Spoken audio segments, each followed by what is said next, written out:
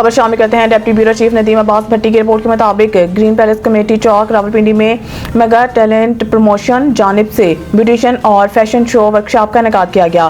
اس کو organize make up artist madam Fazila Anees Khan نے کیا۔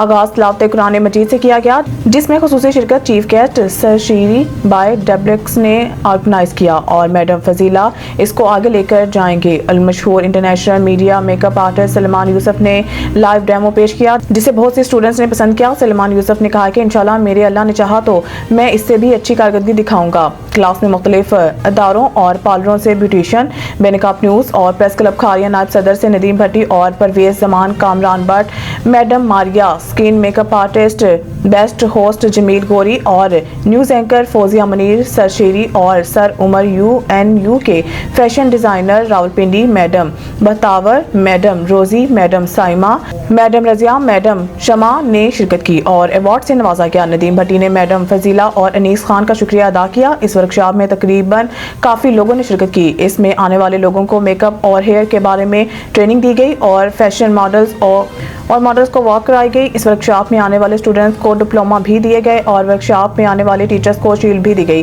میڈم فضیلہ نے میڈیا سے گفتگو کرتے ہوئے کہا کہ اہل علاقہ کے لیے خوشخبری ہے کہ جو بچیاں فری سیکھنا چاہتی ہیں ان کے لیے ایک نیو پلیٹ فارم لے کر آئے ہیں۔ آپ لوگوں کے ٹیلنٹ کو لائیو پروموٹ کریں گے۔